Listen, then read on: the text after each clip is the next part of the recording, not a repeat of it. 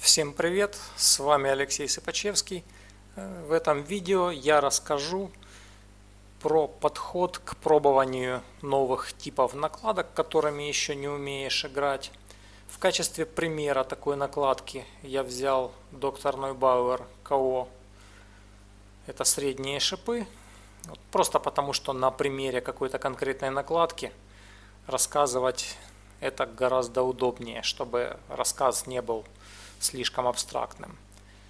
Так что, хотя рассказ будет вестись как бы именно про эту накладку, но надо это понимать так, что это вообще про подход к пробованию новых типов накладок, а не только лишь про нее. Ну а сама эта накладка в качестве примера очень хорошо подходит еще и потому, что она ярко показывает вот эту ситуацию, что когда только что-то пробуешь, может быть вообще непонятным, что это такое, что с этим делать, зачем это нужно, может ну его. Но когда распробуешь и въедешь, что это, то окажется, что это вообще одна из самых крутых вещей на эту тему. Так что я вас хочу призвать не лишать себя каких-то самых крутых вещей недостаточностью усилий по их распробованию. Но в то же время я хотел бы предостеречь и от противоположной ситуации, которую тоже нередко приходится наблюдать. Когда человек взял какую-то хрень, ее пробует, и все никак не найдет, в чем там смысл. А там никакого особого смысла-то и нету. В общем, рекомендую всем как следует отделять известно что от этого самого. Ну а наши обзоры, я надеюсь, в этом вам помогут. Хочу добавить небольшое пояснение к замечательному и очень обстоятельному обзору на средние шипы Dr. Neubauer КО 1.3, который сделал Антон Старский и который вы можете посмотреть по ссылке под роликом, если вы вдруг еще его не видели, но интересуетесь средними шипами и хотели бы узнать больше о том, какие из средних шипов наиболее эффективны. Я тоже играл этими средними шипами, правда я играл в толщине 1,5 мм в основном, а не 1,3, но должен сказать, что разница между 1,5 и 1,3 незначительная. Вот 1,8 и 2 мм это уже большая разница от 1,5 и тем более от 1,3. Но 1,5 и 1,3 довольно похожи. Так вот, какую интересную особенность этих шипов я хочу более подробно раскрыть. Дело в том, что, как Антон несколько раз подчеркнул, шипы весьма необычные. В том числе это проявляется в том, что поначалу, как только берешь их в руки, может быть совсем непонятно, как ими играть. То есть я из своего опыта могу сказать, что когда я их впервые поставил, то есть, я уже знал, что шипы очень классные, но я сам еще только поставил и вышел играть. Первый час я вообще с трудом понимал, что в игре происходит, что как отлетает, что ими нужно делать, чтобы попасть просто на стол, а тем более, чтобы еще и как-то осмысленно попасть. То есть первый час все было очень непонятно, потому что я не понимал, что нужно делать, чтобы они вели себя предсказуемо. Это не потому, что шипы как-то себя непредсказуемо и неуправляемо ведут. Нет, ничего подобного у них нету. Они очень адекватно себя ведут и очень понятно, когда въедешь. Но это сначала нужно въехать. И первый час я не въезжал, а потом как-то въехал в их характер. И все, дальше мне стало понятно, и дальше я уже ими в скором времени стал играть на счет. Я ими на турнирах играл. Записей, правда, этих турниров не сохранилось, но несколько турниров я ими сыграл. Когда я въехал, я обнаружил, что да, шип очень интересный и один из наиболее эффективных, что вообще существует. Да, об этом всем, о том, как они именно работают, что ими как делается, об этом всем подробно, даже очень подробно рассказал Антон, я об этом не буду. Я вот хочу подчеркнуть, что когда берешь вот такую накладку, в которую сразу не въезжаешь, не нужно сразу думать, что она там или какая-то неправильная, или ей невозможно играть, или она мне вообще не пойдет, все, я ее через 3 минуты отложу и забуду. Нет. Если хочется действительно попробовать и освоить что-то новое, то нужно дать себе какое-то время на то, чтобы в непривычный, в новый характер накладки въехать, чтобы все-таки понять, как она работает. Тогда в игре появится осмысленность и, соответственно, когда начнешь накладкой управлять, а не просто смотреть, ого, куда чего оно отскочило, непонятно.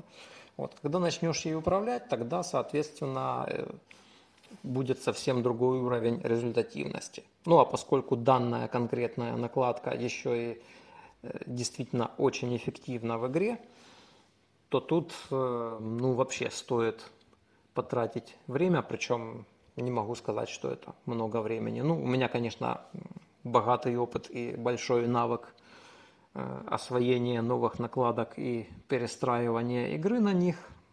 Ну, если я смог въехать и довольно быстро, напоминаю, я за час въехал, как она работает, и освоил ее характер, то и другие тоже могут. Может, у кого-то это займет 2 часа, у кого-то 3 часа, может, у кого-то вообще полчаса, или если кто-то до этого уже играл чем-то подобным и имеет настроенную на такой тип поведения накладки технику и вообще понимание, как это все работает, так и вообще не надо будет въезжать, сразу возьмет и сможет играть. В общем, не делайте поспешных выводов, не дав своим рукам достаточно привыкнуть к накладке и накладке времени, соответственно, раскрыться и дать вам понимание, как она работает. Потому что если делать поспешные выводы и как только что-то взял, несколько ударов сделал, не понял, что происходит и отложил, то так себя можно очень многих эффективных накладок лишить. Например, человек, который пользовался какой-то гораздо менее эффективной накладкой, ну, а совершенно очевидно, что есть средние шипы намного менее эффективные и даже очень намного менее эффективные, чем КО. Я такие пробовал не раз и не два. Вот, то есть если человек когда-то взял такой средний шип, к нему хорошо привык, он понимает, как он работает, он им играет, вот, он им может играть, потому что освоил и привык. Но сама накладка гораздо менее эффективная.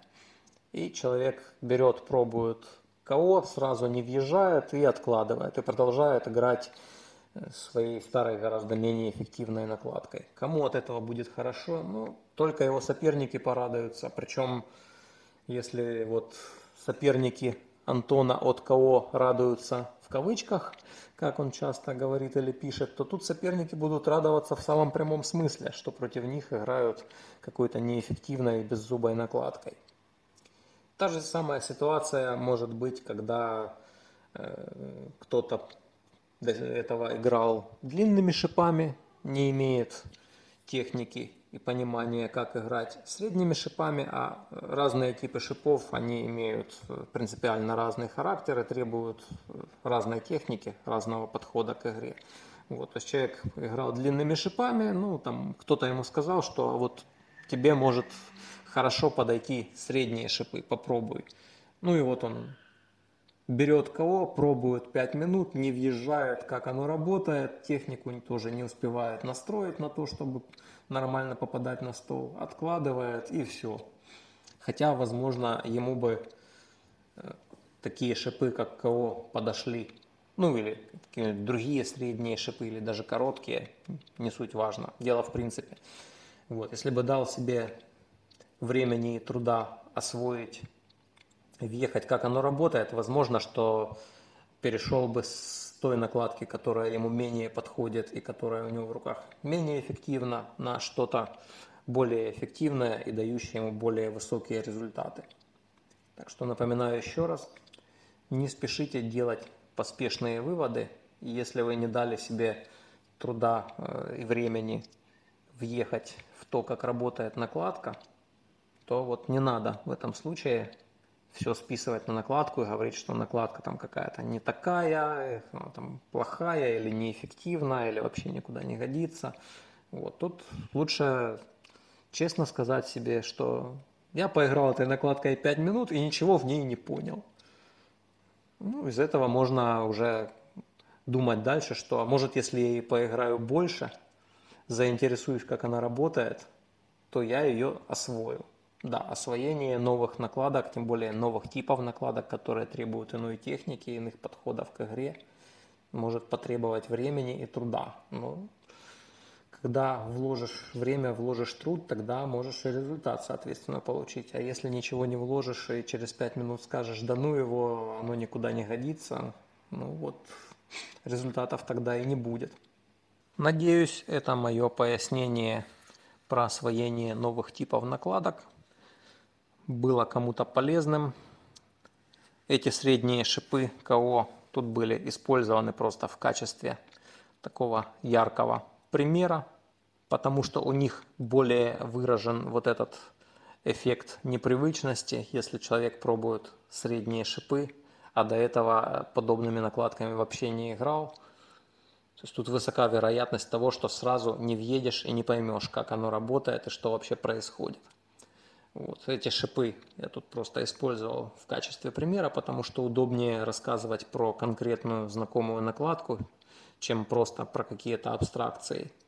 Вот. Ну и про сами шипы хочу подчеркнуть, что это на сегодня одни из самых эффективных средних шипов, что существуют. Вот. А подробный обзор на версию 1.3 найдете по ссылке под роликом. И также другой подробный обзор про более толстую губку тоже найдете по другой ссылке. Также обращаю внимание, что если вас интересуют обзоры средних шипов, то пользуйтесь поиском по нашему каналу. Пишите в строке поиска, подчеркиваю, именно поиска по каналу, а не по всему YouTube. Это разные поиски. В строке поиска по каналу напишите ключевые слова «обзор средние шипы» или «обзор средних шипов». И таким образом канал выдаст обзоры средних шипов, которые у нас имеются. То же самое для коротких шипов, для длинных шипов, для накладок Инхе, для накладок доктор Neubauer. То есть используйте нужный набор ключевых слов, чтобы отфильтровать, что вы хотите найти. А также пользуйтесь плейлистами. То есть, например, можете зайти в плейлисты и найти там плейлист по определенной накладке. Мы делаем плейлисты, в которых мы собираем видео по каждой накладке, по которым у нас имеются более чем одно видео. Так что пользуйтесь этой функцией тоже. Если вам нужны средние шипы, то обращайтесь к нам в магазин. Если нужна помощь в подборе, поможем подобрать.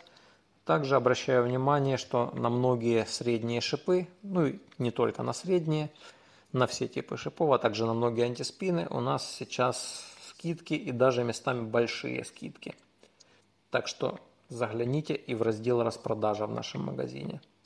В любом случае, если вам нужна помощь что-то подобрать, обращайтесь на наши контакты. Если не нужна помощь, просто оформляйте заказы через корзину магазина или через наши телефоны и мессенджеры. Мы всегда рады помочь. С вами был Алексей Сипачевский.